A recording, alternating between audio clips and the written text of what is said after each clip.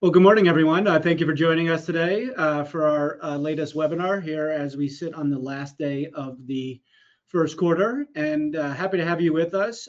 We have a pretty full agenda, and we have great attendance numbers. So I don't know if it's what the combination is of the topic, the presenters, or just the general climate that we're existing in right now. So to give you a little preview of what we have to discuss today, Caroline's going to take us through some of the pretty exceptional volatility that we've seen in interest rates over the last few weeks, and some ideas and in terms of the exposures and what we can be thinking about to navigate that volatility. Tyler is going to talk about loan and deposit pricing and the prospect of prepayment risk and how do we properly account for that. And then I'll come back and talk about floating rate advances and puttable advances. And as the opportunity set ebbs and flows there, what looks good right now and what might look good as we advance through into the future. So Caroline's going to kick that off, but I will point out that if we have any questions along the way, please use the chat box and we'll be happy to address them. So I usually forget to invite questions. So I think we're off to a good start. Just ignore the fact that Stacy behind the scenes reminded me. Otherwise, I 100% would have forgotten. No one can say that I'm not transparent with how we approach this. So without any further ado, I'm going to hand it off to Caroline, and she's going to take us through our first topic. All right, thanks, Andrew. Yeah, so I'm going to start with just what's happened in interest rates over the last couple of weeks and what that might mean for your balance sheet. So I'm not going to spend too much time today talking about recent macro data or other macro developments because we've now got FOMC updates for that, and we're going to cover it more in a macroeconomic webinar focused on New England topics in a couple of weeks. Though we're always available to help with questions about that. I more just want to focus on really what's happening in markets for today. So as I'm sure you're all really well aware, interest rates have moved up a lot since the beginning of Operation Epic Fury, the war in Iran. This has occurred across the curve. So you're looking here at the 2-year, 5-year, and 10-year Treasury, but the move has been most pronounced at the front end of the curve. So you've also seen flattening across the curve. We started before March, we were pricing several rate cuts this year, at least 2. Those have now completely been priced out of the curve. So we have effectively the market that's pricing no change in the federal funds rate for about 1.5 years here. So when we look at decomposing the move in treasuries, what we've seen is that a lot of the move upward in treasury yields has been a product of a move upward in inflation expectations. So TIPS, which are Treasury inflation protected securities, have moved up more than nominal treasury yields, which basically means that what we've seen is something called TIPS implied break-evens, the difference between the nominals and the inflation protected securities widening. That typically happens when you see energy prices move up, which obviously has been one of the largest effects of the war in Iran. It also means that it's harder for the Fed to cut rates because as inflation expectations move higher, even if they're for supply side shocks like an energy shock, it becomes much harder for rates to come down. And you saw Powell acknowledge that yesterday when he's talking about the fact that the FOMC is kind of looking through this move in inflation expectations and TIPS for the time being because it's clearly linked to the war and the supply side inflation shock, the duration of which is pretty unknown. But at some point, if you get higher run inflation expectations and move higher treasury yields, it becomes really difficult for the Fed to ignore that. So what I want to talk to you about today is not just the level of interest rates, but also interest rate volatility. So interest rate volatility is not where are interest rates, it's just how much are interest rates changing. There are a lot of different ways to look at it. So one is you can look at implied interest rate volatility, which takes options pricing to suggest what we're going to see in treasury yields in the future.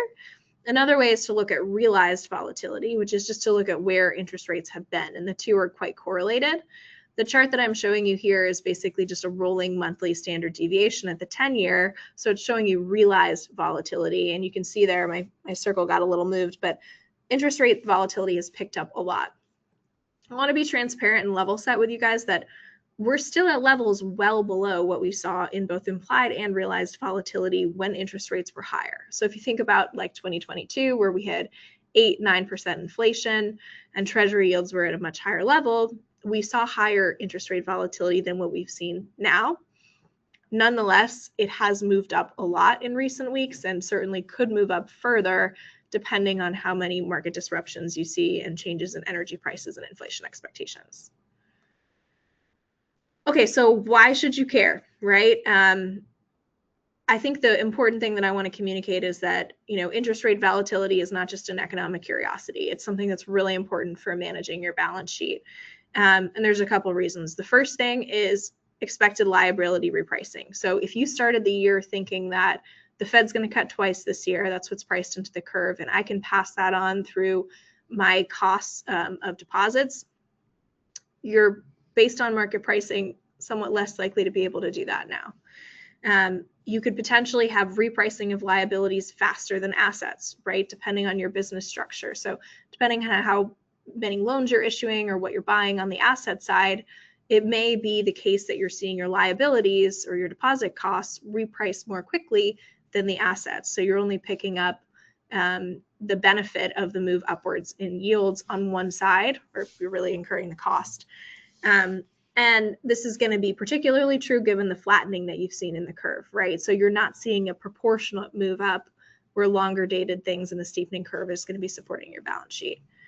There are changes to expected cash flows. This is really due to options repricing, particularly for mortgages. So mortgages are negatively convex, which means that when volatility picks up, repayments also on average pick up, which can affect your cash flows and your ROA.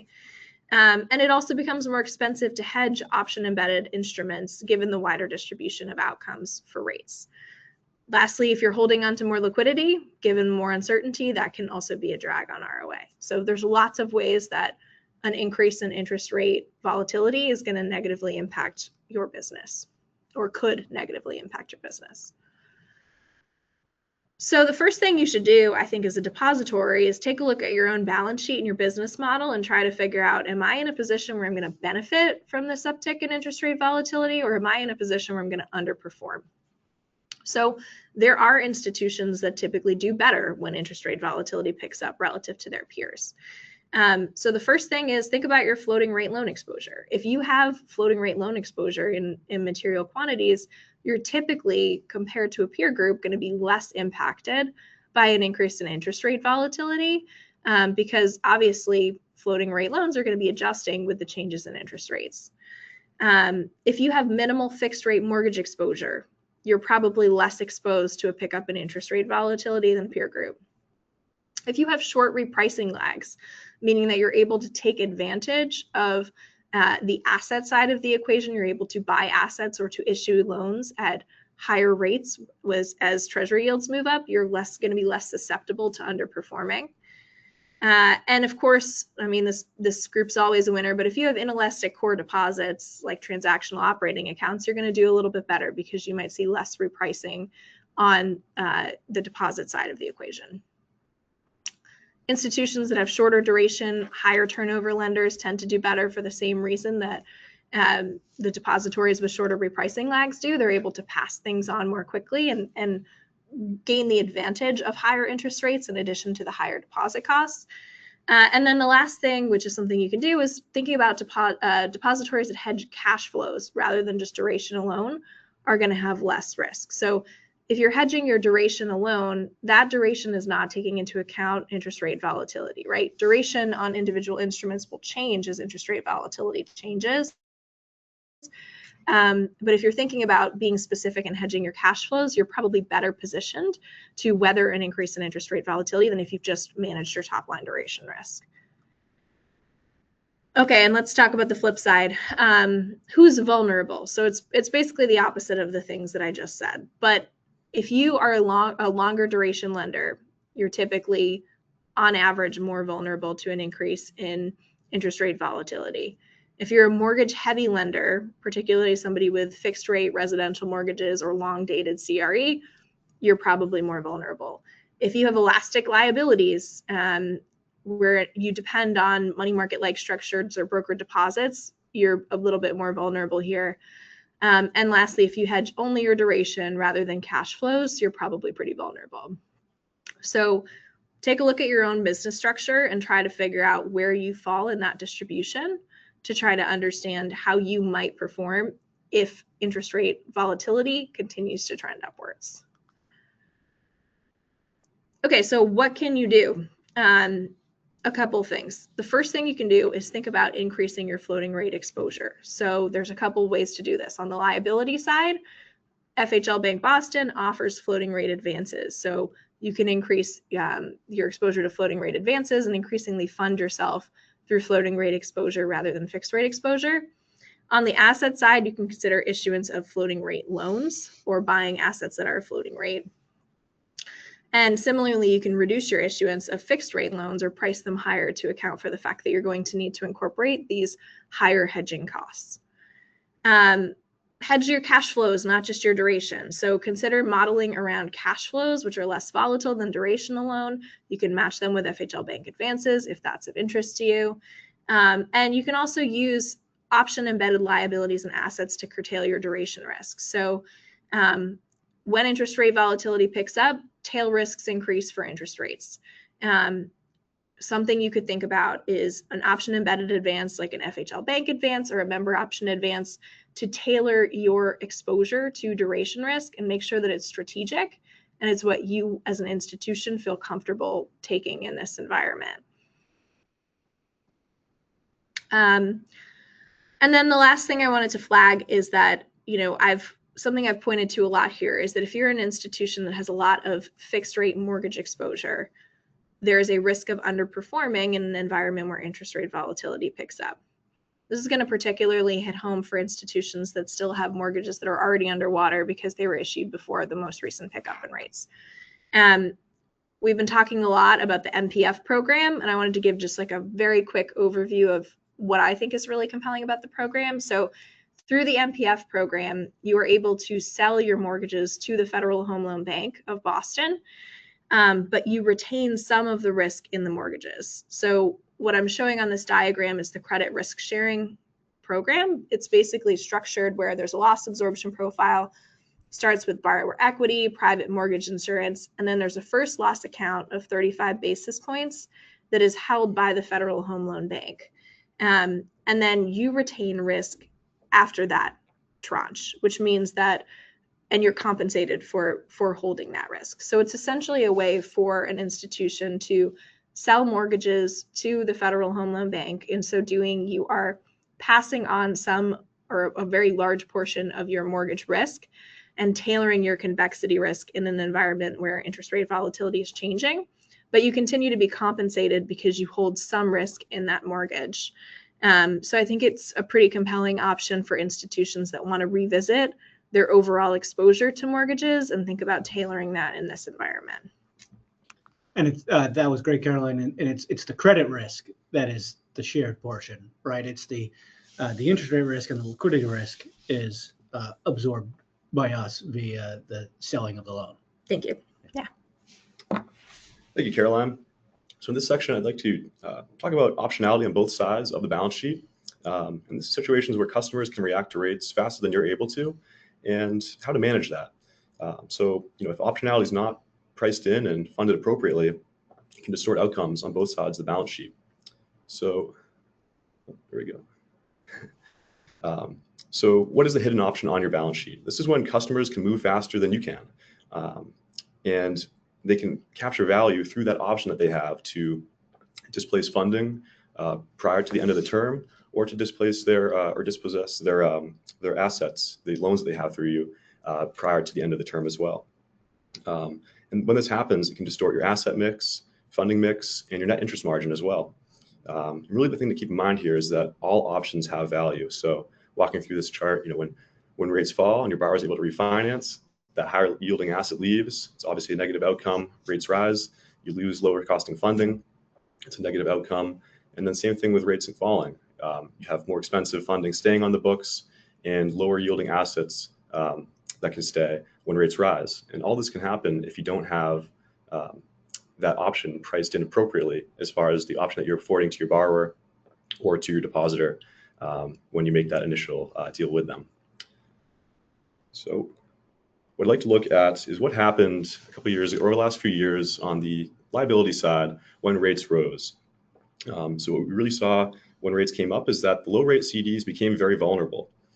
Weak penalties make it really it incentivizes your depositor to cut that CD early and to go into a higher yielding CD for the end of the term. And then what happens when this takes place? Well, you have a lot of pressure on retention. It becomes harder to hold those deposits. You have a lot of pressure on your funding cost because that replacement funding is more expensive than it was when you initially put it on. And then you have kind of a distortion that happens as far as the verticals that you're growing. So you might have had a plan in ALCO to be 25% CD, 25% money market, and 25% DDA. But when rates rose and all those CDs are able to prepay and go into those higher yielding CDs, and you lose control over that funding mix, and you can have some kind of adverse outcomes due to that. So what I'd like to take a look at is some ways that we can address that. And there are two different ways to place a penalty on a term deposit. So there's a static penalty. This would be, say, 6 months of interest, maybe on a shorter CD, or for longer CDs, maybe 12 months of interest. Easy to understand for the customer, but it can undercharge when rates rise, as we saw over the last few years. Another option is a more dynamic penalty. So this would be something like maybe the greater of 6 months of interest, or at that current rate that the CD is at, or the replacement rate on the same term Federal Home Loan Bank advance. So the customer cuts the CD with 5 months left on the term. You would calculate the interest that it would cost you to replace that funding with a 5-month advance through us, and then that would be the penalty if that were greater than 6 months of interest, for example. And as we see on the, put the numbers to it on the bottom part of the slide, it can have a lot of power as far as giving your customer the incentive to stay in that lower rate CD. Thinking about if you had a 2% CD broken after 6 months and the customer wants to go into a 5% CD, and the current Federal Home Loan Bank advance to replace that 6-month CD was at 4.75, the static penalty only offers $1,000 it's only $1,000, versus a dynamic penalty would be almost $2,400. And that $1,400 difference is really powerful because the customer is only gaining $1,500 by breaking it early. So by having that $2,300 penalty, it locks that funding in, which is really powerful as far as retaining funding mix and just retaining funding more generally, having a stickier liability side.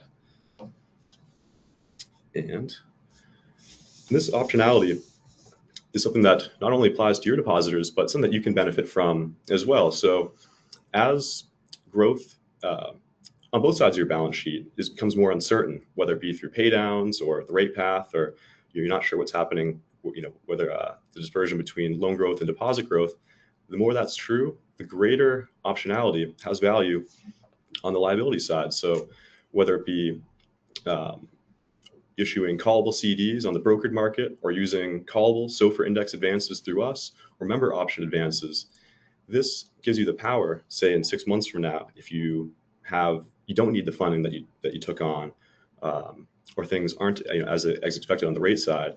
This optionality has a lot of value to you to be able to wipe your hands clean, get rid of funding that you don't need. And something to keep in mind is even being maybe willing to pay up a little bit for that optionality. And doing so, paying up more, the more that you have uncertainty on either side of the balance sheet. And so the main takeaways here is that we're trying to move away from really purely rate-driven liability behavior. So this is where CDs leave or are able to leave and are incentivized to leave whenever rates rise. And this causes funding mix to change with rate shocks. And your margin really ends up being beholden to the customer and timing that they have, and the value of that option that they have is really what's going to drive things, as opposed to having a more strategic liability management strategy where the penalties reflect replacement costs, so that no matter what happens, you're compensated for that option that you afforded to the customer, and you're able to keep much more solid funding. And that those callable structures can preserve flexibility with funding as needs become uncertain, and allows you to have more intent and make outcomes on the liability side really reflect your ALCO plan, as opposed to being more reflective to the path of rates. And so the same thing is true on the asset side.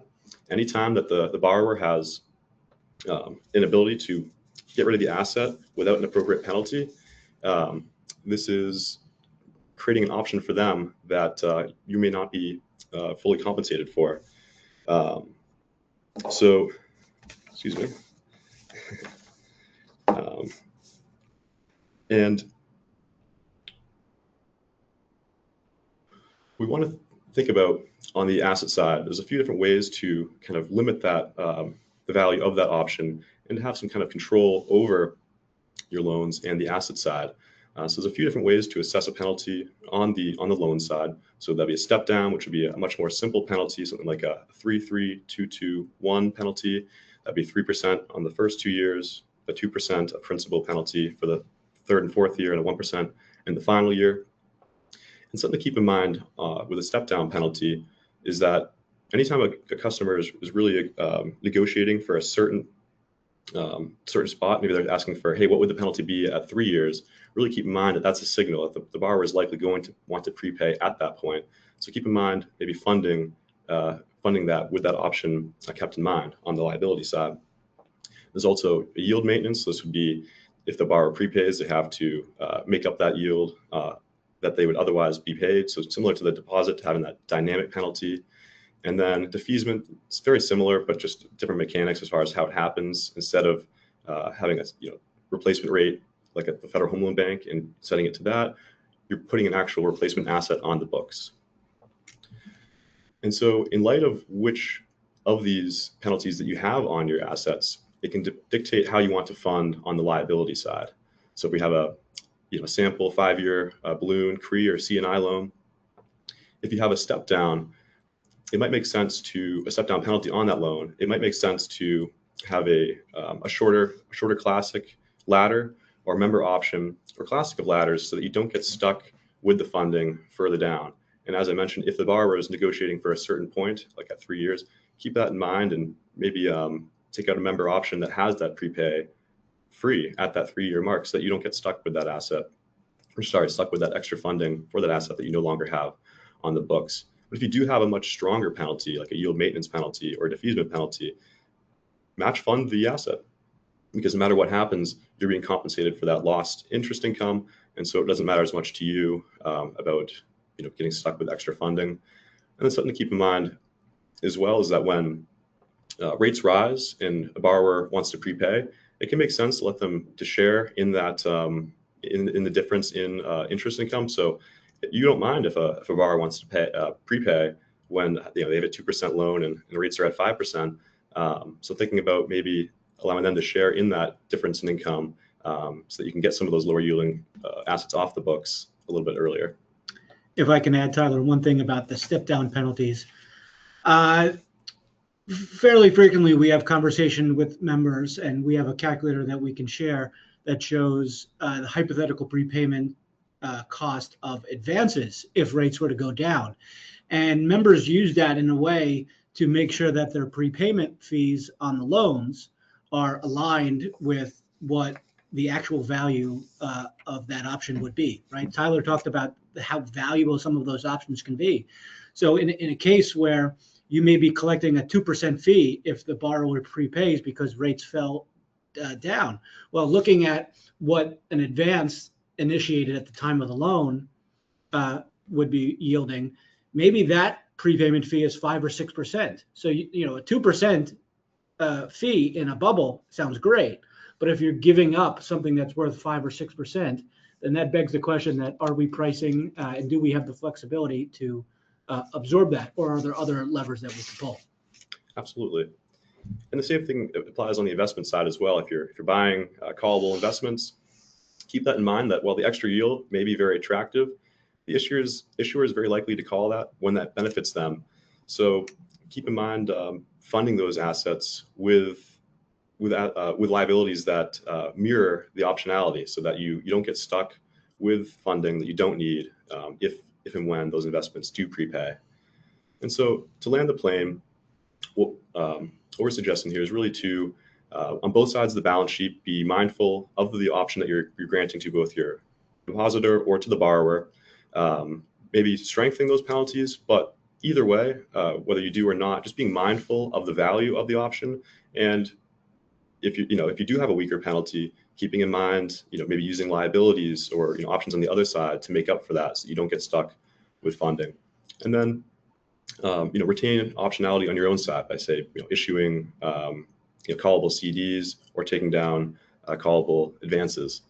And always weighing the value of the option so that you're not getting surprised when, say, like a few years ago when rates rise, you're not having all this funding get cannibalized and your marginal cost of funds going through the roof.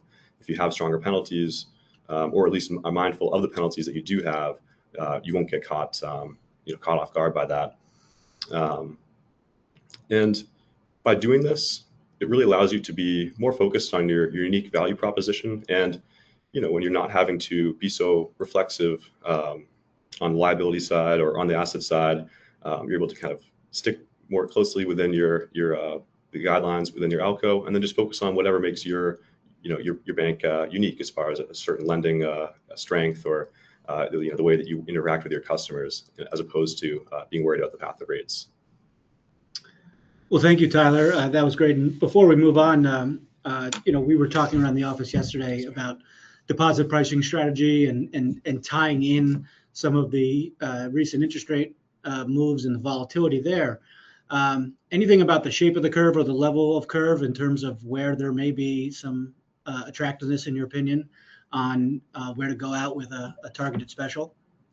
Yeah, I mean, over the last few years, there's been a lot of emphasis on that short end of the curve, maybe 3, 4, 5 month specials. But if you think about right now where the spread is relative to advances, so you might be pretty tight on the 3 to 6 month range as far as the rate that you can get on a CD might be 3.5, and the advance is going to be relatively similar. But as you look a little bit further down the curve, there's a little bit more of a spread there. Where, say, maybe an 18-month CD, you might be able to be a little bit more above market, but without really paying up relative to where the front end of the curve is. And you're also getting more duration by doing so. So that makes it a little bit easier to fund on the asset side when you're funding with 18-month CDs versus short CDs. And then just one final point, say if you are going to do that 18-month special, think about making that special actually special. By that I mean, if your 18-month special is 375, maybe don't have the rest of your rates at 360, maybe bring them all down to 340 or in the low threes, so that CD actually stands out. That gives you maybe a little bit more control over tenor, especially if you're trying to target a certain part of the curve. No, that's great. And the moves in interest rates and the change in the slope, which we'll get to a little bit more, it certainly changes the backdrop of how we have to operate. So let's try and tie it all together. And as we think about the tools at a balance sheet manager's disposal, not just on the wholesale funding side, but also the core loan and deposit side, I think if anything of the last 5, 10, 25 years has taught us is that there's no evergreen solution, right? It's at least in our markets here in New England, the competitive pressures on both sides of the balance sheet are really ruthless, right? I'm sure everybody on this call can attest, and we see it in the conversations that we have, that deposit gathering is not particularly fun. And those folks who are having real success, it's at the cost of cost, right? To bring in the top line deposit growth, you have to pay up. And one of the things that we've been tracking for a number of years here is that as liquidity has tightened and as loan growth has been exceptional, and as we may or may not be heading into a different part of the economic cycle, loan pricing remains competitive, right? We're not seeing really material widening of spreads on any type of loan, whether it's the commercial, auto lenders. Auto lending continues to be very aggressive, and obviously resi loans, with little supply there is still very competitive. So there's the core dynamics of what's driving activity, but then there's also the market-driven activity, and that's where the wholesale funding comes in. So we wanted to highlight 2 different lanes here, some of the floating rate advances as well as the puttable advances. We're going to focus on one in each category, and we're going to talk about why they have relative appeal and what types of environments do they have appeal? And does it align with where we are right now? And how does the shape of the curve and the level of the curve drive how much or not we think that there's opportunity there? And we'll also look back at some historical examples, and we'll cherry pick to look at some times when things were at the extreme, and we'll tie it back to what things look like today. So let's ask the question: when does floating rate funding have appeal? Well, the first, not a bullet, but the first item here is when the market is not expecting lower short-term rates. And I think many of us know that the yield curve is a pricing mechanism, and that when there's opportunity, it's because it's counterintuitive and it's opposite to what folks are, market participants are pricing in to the yield curve. And we'll come back to that. It also, floaters definitely have appeal when there's the benefit in extending your maturities as it relates to your liquidity management. So just think of an environment, maybe less so now than call it 2 or 3 years ago, where you have a super robust loan pipeline, right? So when we look at what's going to happen over the next 3 months, we have cash going out the door. Prepayments on loans or investments are very muted. So we don't have a lot of organic cash flow. And on the funding side, well, maybe as Tyler mentioned, because of the path of rates, there's been more emphasis from the depositor side flowing into term maturities, where we have big chunky blocks coming off at any given time that are possible flight risk. And even on the non-maturity side, the last 5 years have really tested our ability to model what would be prudent outflows and assumptions, or how at risk non-maturity deposits may be for going out the door or being rate sensitive. So in that type of an environment where liquidity and cash is at a premium, there's some value in having having wholesale funding to the extent that you need to fill that gap between loan growth and deposit growth, and not having another maturity that is going to negatively impact you in a sources and uses report, where you want to have the wholesale funding maturity far out the curve. Well, that's all well and good from a liquidity perspective, but what about the juggling of interest rate risk? Now, your institution or your rate view may not necessarily align with wanting to take a fixed rate wholesale funding.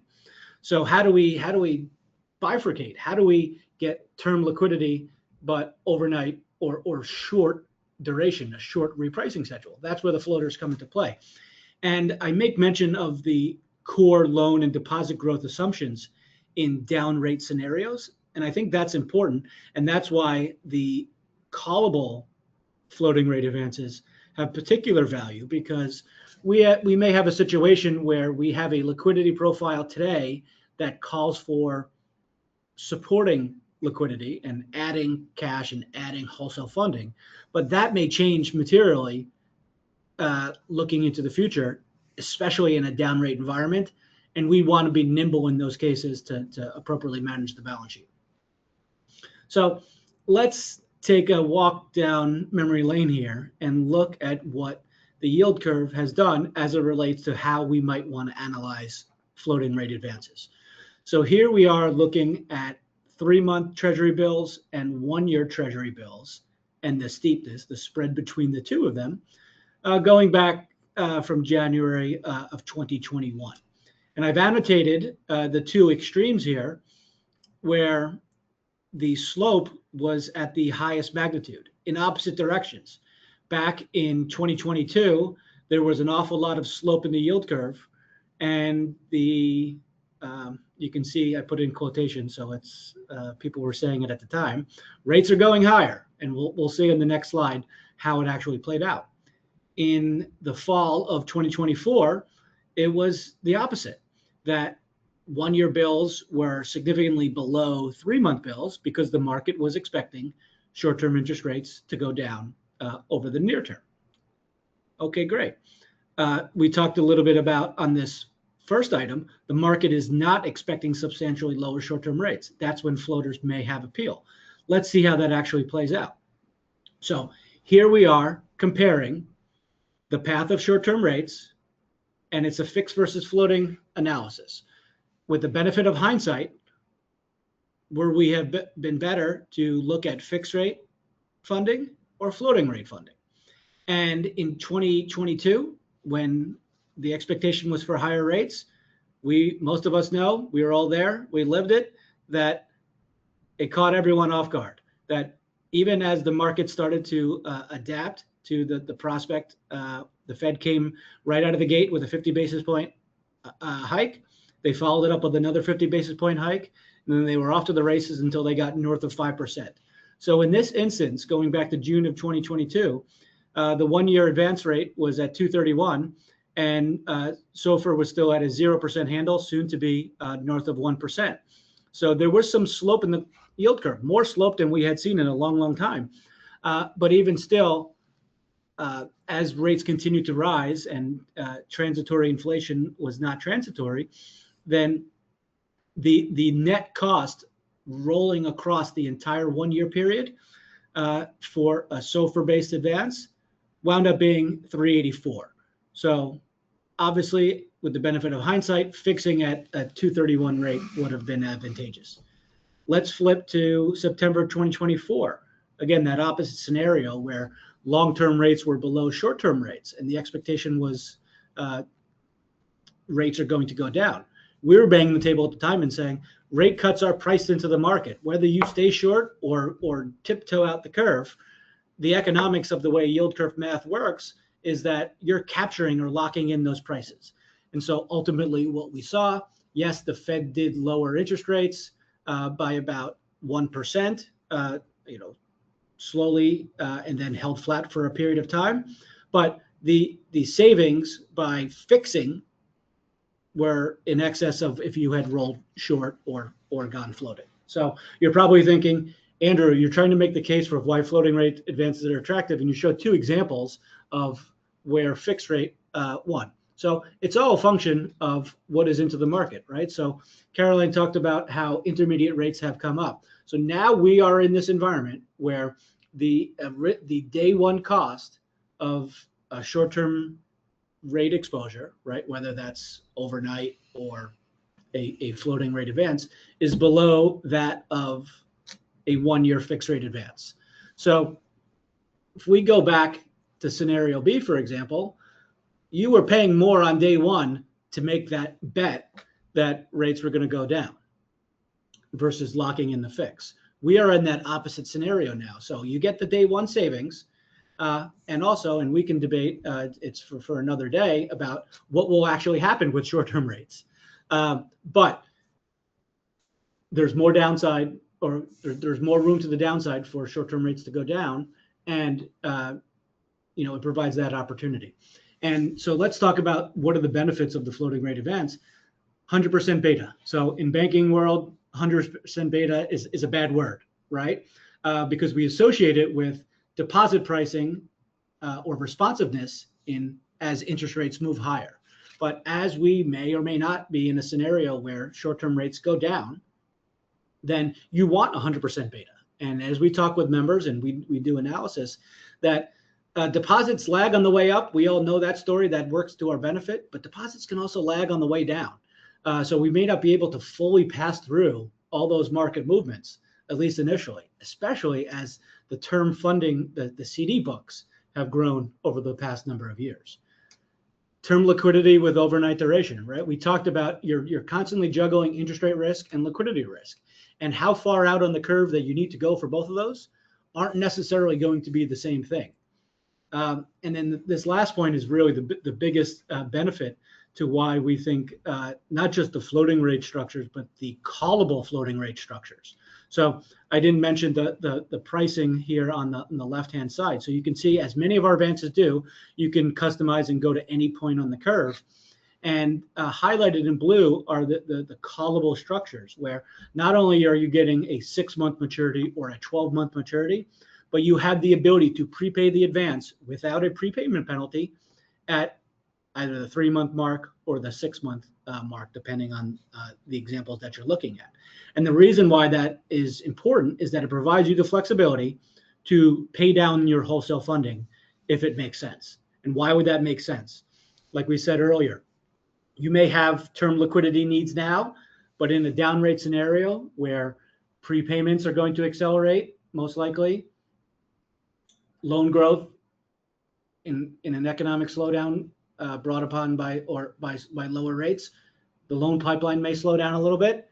Hopefully, maybe deposit growth is going to accelerate. Even if we don't go down to the 0%, the Fed coming up with new acronym program type of environment, we may see a little bit of an uptick as rates compress.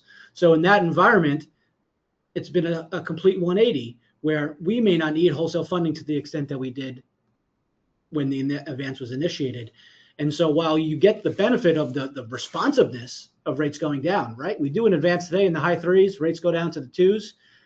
Our floating rate advance moves right along with us. We're doing great. But you know what's better than a 2% floating rate advance? A 1% or 0% deposit. So here's your way to enhance margin in that declining rate environment. So let's pivot to talking about the puttable advances. And for those who may not be familiar, puttable just means that where you're selling the optionality embedded into the advance. And for that sold option, you get a lower rate. It's the same way on the asset side of the balance sheet. When you portfolio a mortgage or you buy a mortgage-backed security, you're taking that prepayment risk and you're getting more spread than you would by buying a bulleted investment. When the yield curve's flat or inverted, it allows the rate on the advance to get inside of the marginal short-term funding rate, which is advantageous. When interest rate volatility is high, Caroline talked about the pickup in volatility. Again, that's a contributor, just like it's red apples to green apples with credit spreads on loans, right? If credit risk gets higher, then the spread that you're going to demand on loans is going to get higher or wider. The same way, when volatility gets higher, then that works in your favor in terms of the pricing of puttables. And from a balance sheet perspective, it's when margins are under pressure and we're turning over every rock to support our margin. So again, we can look back historically and see what the yield curve presented to us at various intervals. So here we're looking at the difference in the slope between the 1 year and the 3 year in green, the 1 year and the 5 year in gray. And so I've highlighted along the left-hand side in May of 2023, that was when the curve was most inverted, at least at the 1 year and 3 year mark. And rates were very high at that point as well. And we'll show in the next chart some of the break-even math that we did at that time and we can do now. And just if you're curious, where are we today on this map? You can see here we're slightly positive on yield curve slope, but rates are a little bit lower. So rewind to May of 2023, the 1 year classic was at 534, goodness gracious. And at that time, a 3 year, 1 year puttable was about 4%. So in order for that advance across the entire 3 year maturity, for the puttable to not be the favorable funding option, that the last 24 months would have had to be in the low 3s. Now we know, with the benefit of hindsight, rates have not come down by as much and at the same velocity as was expected in 2023, 24, and 2025. So that funding differential creates a significant cushion, right? You're starting out of the gate by saving 130 basis points. So it's not just that rates have to get to the rate equal to your coupon for things not to go well, but they have to go significantly lower than that. Caroline talked about interest rate volatility. And here's a great example that we shared with our team over the last few weeks as rates were changing. So you can see the 5 year treasury went up by about 50 basis points in a 3 week span. Well, because volatility was rising, at a 5 year puttable advance only moved by 3 basis points. So, that is an opportunity to increase spread and margin that's independent of taking a bet on interest rates, right? Caroline mentioned that earlier, that as best we can, we want to avoid decisions that are based on or reliant on a certain rate path materializing. here's an opportunity where at the end of the day, we're all spread managers, right? We want to bring in safe, solid loans at wide spreads and deposits at advantageous rates. The same thing applies to how we supplement in the wholesale portfolios. So where do we sit today? Well, we're not at the high level of rates that we saw in 2023, and we're not at the same level of inversion, but we have seen volatility pick up. So one of the areas where we have seen value in these types of structures is paired with investment leverage. And we've been talking about that for a while with the prospect of potentially lower rates and building up liquidity and some potential for unrealized gains if rates were to move down. And certainly this rise in rates has created some opportunities to nudge the asset side out the curve a little bit. And so there's ways to structure funding to get some spreads on the transaction well north of 100 basis points. There's still some incremental savings on the front end. So if you look at some of the 3-year maturities, they're in light blue.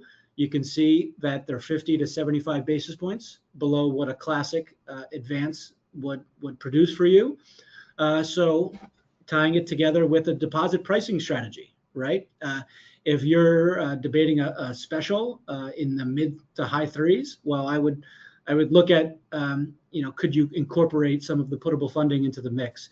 Because you take a 320 advance, you factor in the benefit of the dividend, you're getting close to 3% there. And at least for everything we've been seeing and hearing, it'd be awfully difficult to raise deposits to a material level at that level in this environment. And then the last thing I'll mention is to be opportunistic on the long end, that if we do see a sharper move down in interest rates, then rather than some of the shorter structures, both in terms of the maturity and the lockout period, then there's going to be value, certainly as we breach that 3% level. And think about it as a way with some of those legacy mortgages and investments that we may have on the books going back to 2020 and 2021. That it could be a way to mitigate some of the long duration pain there by getting cheaper funding. So that brings us to the end. Caroline mentioned in the beginning, we're excited. You should all see the invites coming out over the coming weeks. That Tyler and Caroline will be doing a economic webinar towards the end of April, and we're excited because it'll be a combination of looking at what's happening at the highest level in terms of some of the national metrics and unemployment and inflation, but also getting into a granular level and looking at local and regional trends that are impacting members across our 6 states. So keep an eye out for that. Hopefully you all will find that to be of value. So that brings us to the end today. We always appreciate your time and attendance. And as always, if there's anything that we can be of assistance of, share a chart, walk through some of the calculators that we have at our disposal. We're always happy to do what we can to assist you in the day-to-day. So with that, we will wrap things up and we'll talk soon.